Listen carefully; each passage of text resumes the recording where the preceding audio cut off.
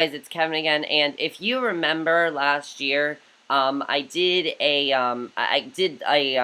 video talking about like all of the Broadway soundtracks for the Tony Awards that were nominated as they came out, and I'm gonna do that again this year, because I really liked doing that last year. And basically, if you guys don't remember, what I did was I talked about each soundtrack that was coming out that was nominated for a Tony, and then I like talked about what I thought of each of them. Well, I'm gonna do that again this year because I liked doing that last year. I thought it was a fun thing to do, so I'm gonna do that again this year because I don't want to do the Tony nominations video till I have listened to all the soundtracks, and I want you guys to know my thoughts on all the soundtracks. So I thought I would start that today because the Tonys are June 8th, so that gives me 4 weeks to listen to a lot of music, and as the soundtracks come out, I will be reviewing them to you.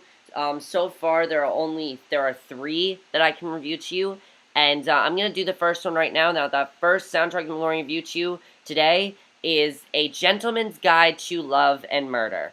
Now, the reason I wanted to start with this soundtrack was because, first, it was the first soundtrack to come out out of all of these. This soundtrack came out in, I believe, like January, and that's when it came out. It came out in January, and my only thing about the show is I have to talk about the soundtrack because this show is no longer on Broadway, unfortunately, which is too bad because it's a great soundtrack. I'm just going to say that right now. I love this soundtrack. I can't get enough of it.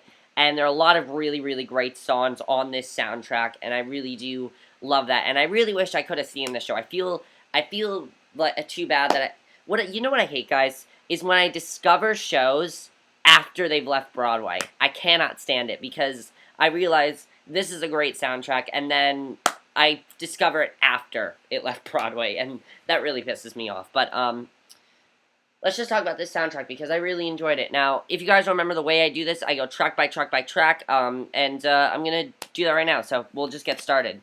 So, A Gentleman's Guide to Love and Murder, if you guys don't know what it's about, Monty Navarro, who, he basically is what's called a die squith, and the first song, basically, I love the first song. The beginning's just like, sort of like, a warning to the audience, and it's actually really funny. It's like when this chorus will come up and they'll sing to the audience and be like, if you don't want to see murder and love in this show, don't watch this show. I thought that was funny, the way they do that first song.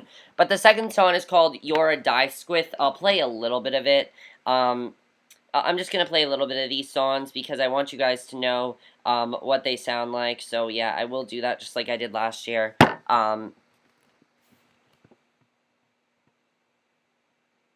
But yeah, the first song, it's called You're a Die Squith.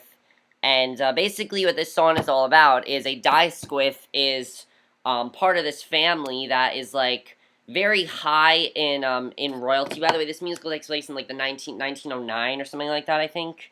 Something like 1909, something like that. But basically this song called You're a Die Squith, here's a little bit of it. You must be mad. Very well then.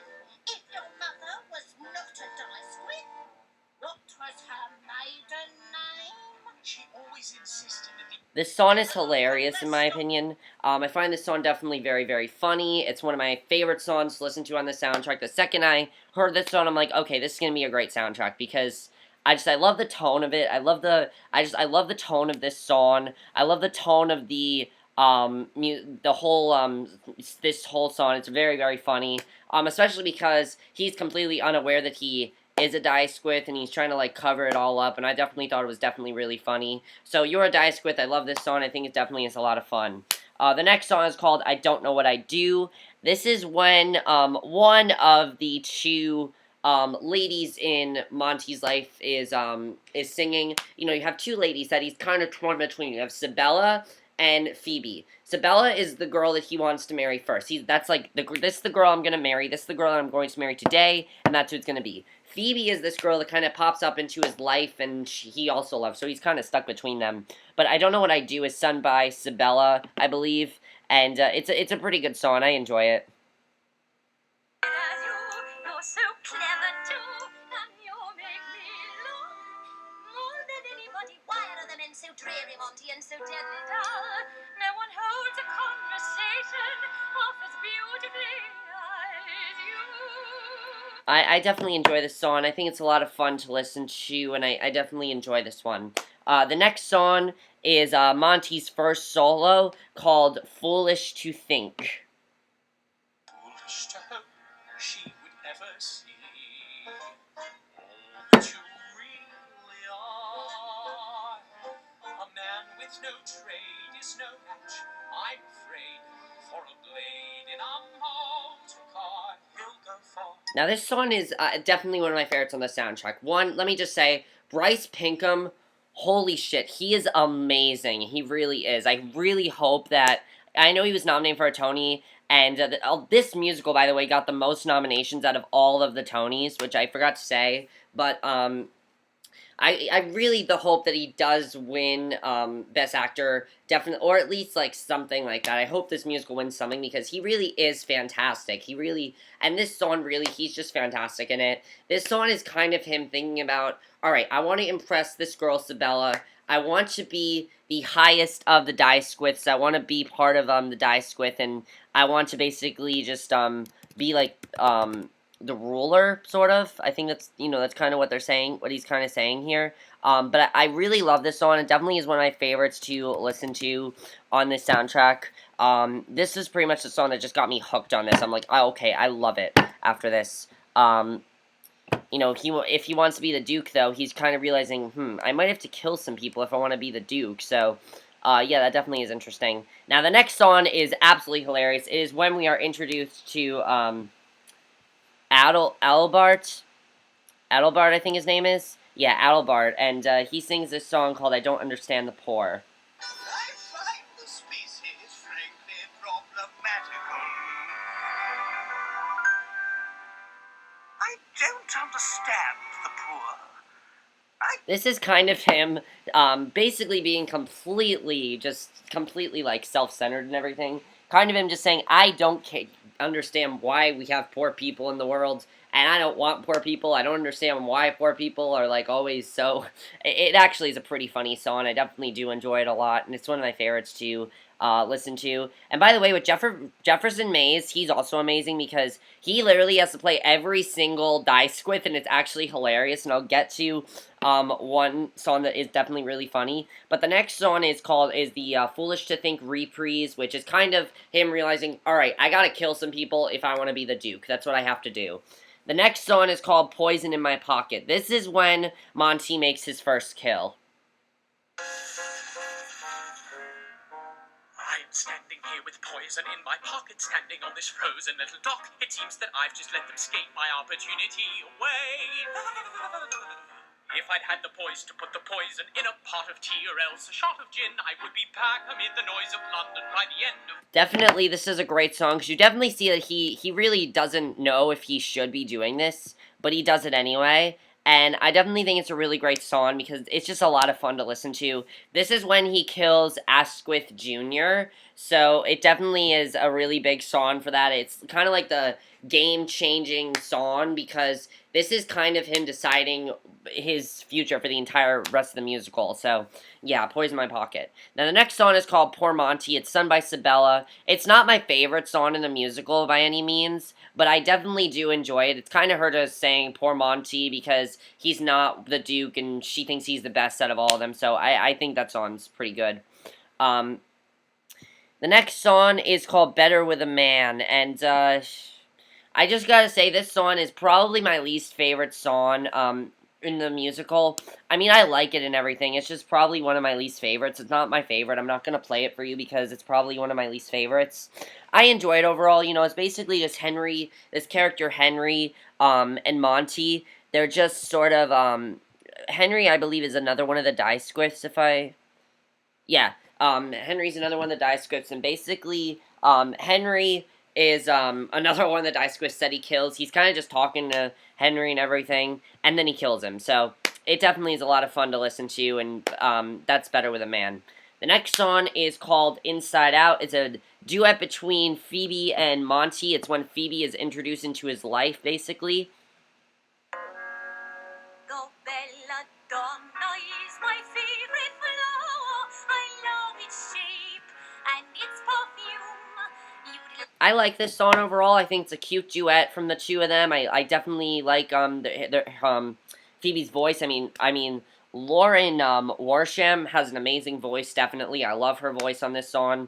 Her voice is actually higher than Isabella's. Isabella still, has a great voice too, but I prefer Phoebe's voice probably. I just think she's fantastic, and I really do love her song. The next song, this is probably one of the funniest songs in the entire musical. It's called Lady Hyacinth, and yes, it is sung again by Jefferson Mays, because as I said, he has to sing every song in this, he has to play every single dice with, and whoever made that decision, that was a great thing. Kind of like how Bertie Carvel had to play the Trunchbull last year, Matilda. That's what this reminds me of, because it's another English another English character, and he has to play every single one of them, and it's just so funny to listen to. So take a little listen to it. What the devil's left? If I may, your ladyship, one hears about such terrible poverty in Egypt these days. Egypt? I just find this song hilarious to listen to. It's probably one of the funniest songs in the entire musical, because just it's being sung by a man, but he's acting so feminine because he's playing a woman, and this is the only woman he plays, may I just say, in the entire musical. So definitely, it's one of the funniest songs in the entire show. So yeah, Lady Hyacinth Abroad, I love this song. It's so fun to listen to, and it definitely is one of the funniest songs in the whole entire show. The next song is probably my favorite song out of all of them. It's called The Last One You'd Expect, and this is kind of when Monty is being crowned the Duke, because he now has killed almost every single one of the dice squiffs. He killed almost every single one. There's only 2 left, and then he realizes the only one left at the end of the song. He realizes one of them has died, and the only one that's left that he must kill is Adelbart, and that's the last one that he has to kill. So I mean, I just love this song because everyone sings it, and it's a great Act 1 finale. It's great. How quickly he's earned my respect. Who'd think that the dice with we cast aside? I have to say, this is probably my favorite out of all the songs in the musical, because it literally is just everyone singing and crowning him, and I just love to hear this song. It's a lot of fun. It's a very fun song. It's a great way to end Act 1, and it really it's definitely like, here's what's to come in Act 2. It definitely sets up Act 2 very well, and I love that about this song. So Last One You'd Expect, probably my favorite song in the entire musical. I mean, it's the longest song. It's 6 minutes long, but it goes by like that. Almost like how Everybody Say Yeah and Kinky Boots went like that. This song also goes like that, and I love that about this song.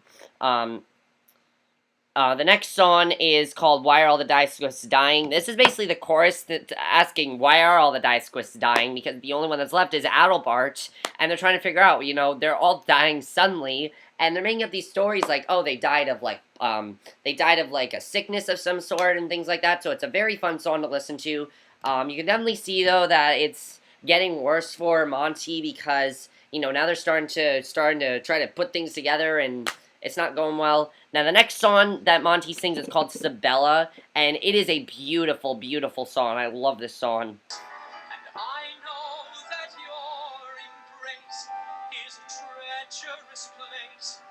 There's danger in your kiss. This is my favorite song that Bryce Pinkham has a solo in the entire musical, because it's just so beautiful. It's him pledging his love for Isabella. Again, he's torn between Isabella and Phoebe, and this is kind of him deciding, I love Isabella, that's the one I want to be with, and I love that about this song. I think it's a fantastic song, and I love that about this song. It definitely is one of my favorites to listen to, and it's by far the best solo in the entire musical, in my opinion. I love it. The next song, this is probably my second favorite song in the musical. It's called I Decided to Marry You, and it's a very funny song to listen to, because it's Phoebe.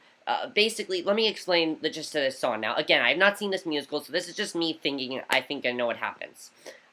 Phoebe, I believe, is the one who, Phoebe is the one who's basically telling Monty, I've decided to marry you, while Isabella's saying, I've decided to marry you, and Phoebe is also there, and he has to, make it look like Phoebe's not there, so he's kind of torn between these two women, literally torn between them indoors, because one woman's on the other side, the other one's saying, I decided to marry you. It's really, really fun to listen to. There's even one part where she almost discovers that she's there, and he's like, oh, that's my new manservant. It's hilarious to listen to. It definitely is one of my favorites. This is quite unconventional, I'll admit, but why should that matter a whit? And if you do not say yes at once, I think I'll die. Miss Dicewith, you've rendered me speechless. May I call you Phoebe? What am I doing?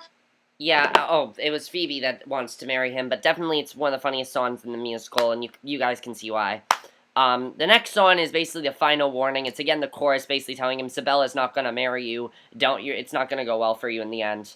Now, the next song is called Poison in My Pocket. It's a very big song. This is basically, I'd like to call this, not his 11 o'clock number. The next song, it's his 11 o'clock number, but Poison in My Pocket is Monty saying, alright, I have one last Dicewith to kill. Should I kill him? I don't know if it's going to be a good idea overall. But before he can make that decision, in looking down the barrel of a gun, Lord Albert is singing. Now, somebody poisons him. It's not Monty, just so you guys know. A barrel of a gun, and the barrel looks right back at you, demure. Now, he is basically singing it before he dies. Now, somebody kills him, it's not Monty. Now, the next song, I'd like to think this next song as Monty's 11 o'clock number. It's called Stop, Wait, What? He is accused of killing Aldebart, but he knows he did not do it, so he's trying to figure out what to say, how to basically say, I didn't kill him, and when at the same time he knows he's killed all these other people, and he basically knows he's not going to be able to get out of this, so he doesn't know what to do, so he's kind of contemplating here. For I am the Earl after all. Yes, I am the Earl after all. Though it's come, I can see at a cost. But where was my blunder, my weakness, I wonder, is all of it now to be lost? Is all of it now to be lost? Yeah, Stop, Wait, What definitely is one of my favorites. I think it's definitely, that is definitely his big 11 o'clock number. It's one of my favorites to listen to, and it's really is just him basically saying, I'm stuck here, what am I going to do? Now, the next song is called That Horrible Woman, and this song is a pretty big song because, let me just explain, Isabella and Phoebe, they do not like each other. They don't get along. They basically despise each other because, one, they both love Monty. Two, it's just, they're the two women in the show, and they despise each other. They hate each other in this musical. And this is kind of them actually helping each other out in the end, and I like that about this song. It's called That Horrible Woman. He's an innocent man. That horrible woman Mrs. Holland? did not utter her name. You must tell the court how she poisoned the port and diverted the blame. Go in and bring her to John. Now, the funny thing is, they're both blaming each other for poisoning him. They're basically saying, oh, Phoebe did it. No, Isabella did it. And then in the end, they end up working together to get Monty out. So I definitely think it's pretty funny the way they actually help each other out. And I definitely do enjoy that. Now, the finale now, the last song, of course, is the finale. The memoirs, yes, what about the memoirs? Here, my lord, I found this journal in your cell, and I thought you might need it. The finale, of course, is when everything's wrapped up and everything. Everything's okay, it seems. Everything's okay with everyone. And it's just kind of a reprise of the last one you'd expect, but definitely the finale is definitely very well done. So, those are all the songs in the soundtrack. Now, before I end this review, I just must say that, the cast in this show is definitely amazing. The performances are great. And I can definitely tell that if I were to see this show, it would be amazing. I mean, Bryce Pinkham as Monty Navarro is, as I said, fantastic. He really does do a great job in this musical, and I think he's probably one of the best. But this real highlight, I think, is Jefferson Mays, because what he has to do is not easy. He has to go from playing a little person to playing a woman to playing an old guy. I mean, it's hilarious. It's hilarious how many roles he has to play, especially in Lady Hyacinth. I mean, when he's Lady Hyacinth, that's absolutely hilarious. Because he's not doing like a Shakespearean girly voice. He still has the manly voice, so it's hilarious to watch, definitely. Also, Lisa O'Hare is great as Isabella, and Lauren Worsham is great as Phoebe. They're both fantastic. And the whole cast in this musical, I think, is fantastic. Now, let me just say, that so far, this is the musical I want to win for Best Musical, because I think out of all of them, it just has a great cast, a great soundtrack, a very, very catchy soundtrack, a lot of very catchy songs, and I'm really, really looking, I'm really, really hoping that it does win Best Musical, because I think it just has the best songs out of any of them, and I really, really do love this soundtrack. I think it's fantastic, and definitely you all should get this soundtrack, and listen to this soundtrack, and definitely, I really hope this does win, the Best Musical. So yeah, that's it for my review of A Gentleman's Guide to Love and Murder, and again, as I said, I am going to start doing these reviews again. I hope you guys enjoy them. There's going to be 2 more, soundtracks that I need to review. I might do them today, I don't know, but, that's it for this video. Hope you enjoyed it. I'll see you guys in my next video, which will be either for another one of the, soundtracks or for Orphan Black. So I'll see you guys for that. Bye.